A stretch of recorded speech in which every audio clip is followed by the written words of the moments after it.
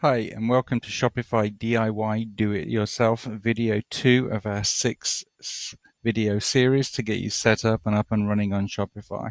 In the first video, what we did was we opened a store using one of these options, and then we took a good look around the anatomy of that store.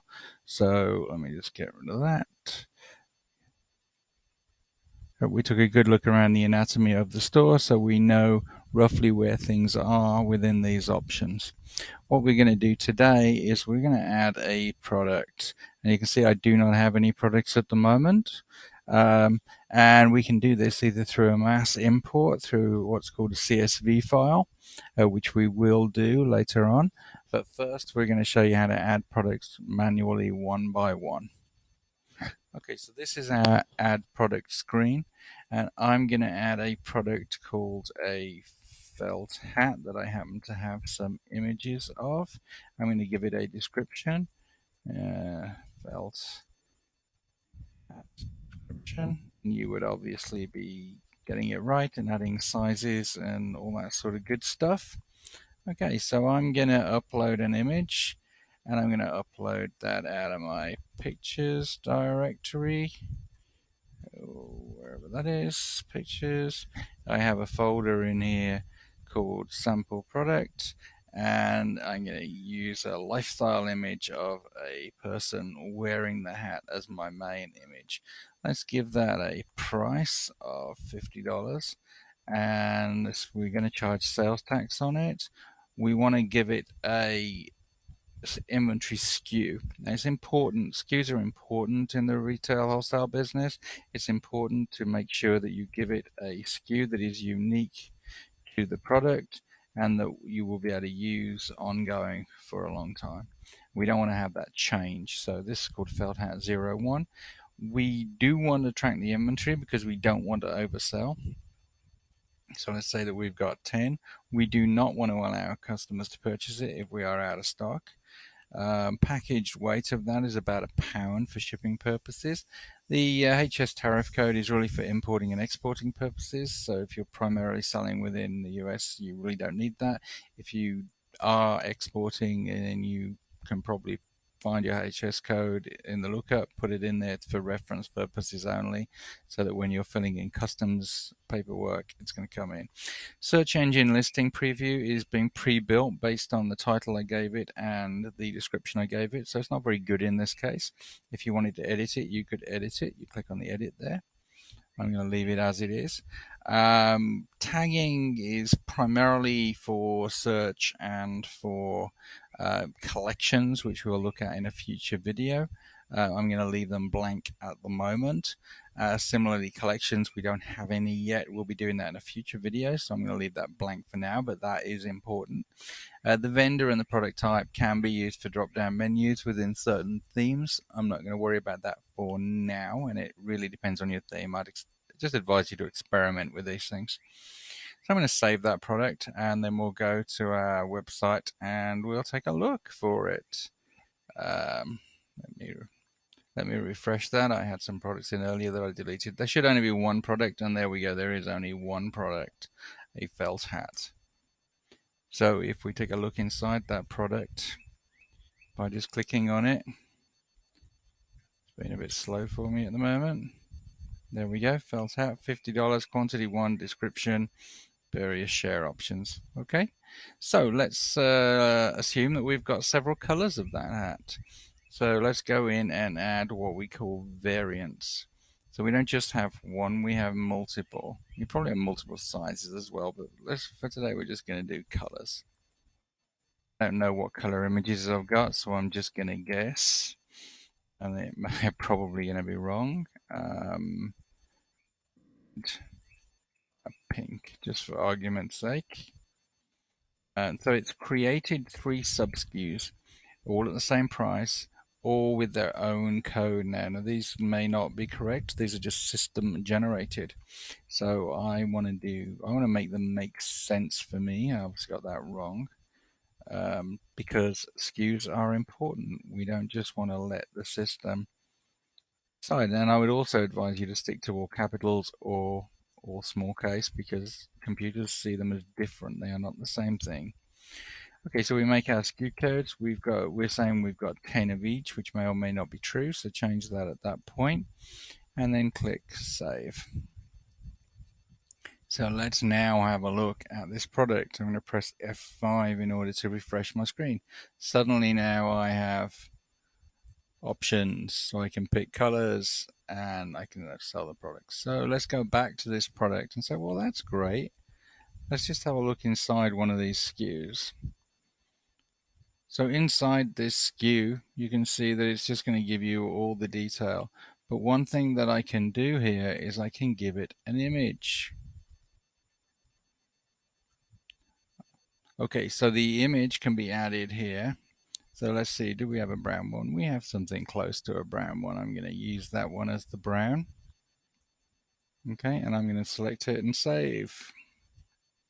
And I'm going to do that for all of my variants here. Let's find an image that looks reddish. Okay, that'll do. I'm not going to have a pink one, so it's going to, but you know. Okay, save that. And now let's have a look at the pink one.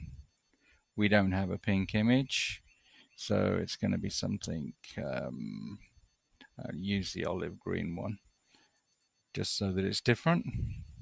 Obviously is not pink.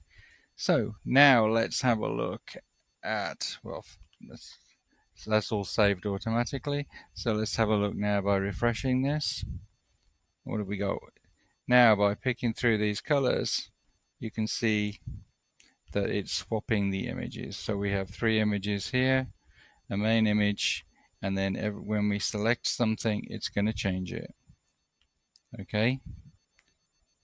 Okay. So that's how you can create your images to swap around in variants. Okay, so we've made one product. If we had more products that were very similar, we could simply duplicate this product and then go in and start editing it.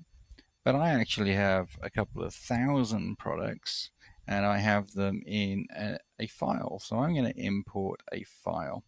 So I'm just going to choose a file. Now the file has to be formatted correctly. And what I'm going to choose is a file from my Dropshipping by Global Crafts website, which actually has about 2,000 products on it. So I've picked it. I'm going to override existing listings because I can. And you can use overwriting existing products is a great way to update your products in bulk in a spreadsheet and then import them back in. So you can do an export and then an import after making some changes to your file. The other thing that's great to know about Shopify is that Shopify creates all the images in a what it calls a content discovery network. So even though you're giving it a URL from perhaps another website in order to import the image originally, the reality is that Shopify creates another copy of that image in its content discovery network. So even if the original image on the other website is deleted, it will not impact the current listing that you're making in Shopify. This is going to take a little bit of time. It's going through a pretty large file and looking to show me, give me a brief sort of look at what it's going to look like. But while it's doing that, let's have a look here at the spreadsheet that this thing is building from. So this is the sample. This is a spreadsheet that we've created. And if you want it, you can get a sample of this with the headers and everything from Shopify just by clicking that export. And then there's a little link there that says grab a sample. But you can see all the data that you have to fill in order to make this file work. If you already have this data in some form of spreadsheet, it's probably going to be easy to copy and paste it and move things around. But that's what an import file looks like. Okay, hey, this is what it's going to show me an example. It's giving me the title. Now it's showing me a rather complicated description with HTML in it, but that's just because that's what's in our file. So I'm going to click Start Import now, and it's going to tell me that this is going to take an hour, and that I can close the dialog box and get on with other things. It's not going to take an hour, and we'll start to see products appear instantly. There we go. A lot of these products are showing 0 in stock because they're new and we haven't brought the stock in yet. But as we bring in more of our 2000 SKUs, we'll start to see a lot of them have inventory in stock. So let's have a look at our website now, and let's look at all of our products in our catalog, and you can start to see that our products are starting to appear. Voila. Okay, one more thing I want to show you on products, and I'm going to go back to the felt hat to do this, is the compare at. Some themes, this one included, have the ability to have on sale, a little on sale icon. So let's go into the variant here. Each variant has a compare at price. So if I was to suggest that that product was normally, that brown hat was normally $60, let's have a look what that does. Now I've only put one of the variants on sale, the brown hat at $60. If I go to the red hat, it's going to just show $50. But you can see that by having a compare at price effectively puts it on sale. Okay, and if I go to the main image, there you go. So let's have a look at it. Just want to show you another product because it's a bit, having variants makes a little bit of a difference. Let's have a look at what have we got showing up on that home page. Let's have a quick look at this heart tree of life. So I want to edit that. So what I want to do is I just want to copy that. I'm going to 24-inch tree of life, so heart. There it is, straight at the top. So I'm going to edit that, and I'm just going to show you without any variants what that compare at's going to do. It's $100. I'm going to say it's normally, well, let's say it's normally 100, but let's say today we want to reduce it to 80 and save that.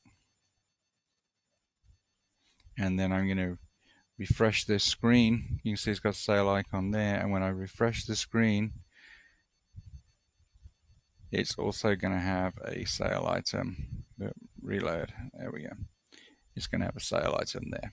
Okay, so that product is shown as being on sale. Okay, and when you come into it, because there are no options, no variants as it were, it's showing a straightforward price reduction here. Okay, and just to show you that we had that, you remember that HTML code we had in our product feed? That HTML code was basically building out this box with the producer picture. That's all in our feed. Okay, and if we want to look at that just to show you how that actually plays out in reality, you can see that our description has this table built into it with the picture and the thing. So that's how you create products, either individually or in bulk. And if you want to back up your products, you can always export them. And just as a reminder, I don't think if you want to see a sample CSV folder, you can get one from this link here under the import. Okay, great. In coming videos, we're going to look at themes and how we make this website look prettier. We're going to have a look at collections and how we categorize these websites. We're going to have a look at navigation, and we're going to have a look at payment processing and all those settings you need to actually make your site live. So look forward to coming back to you.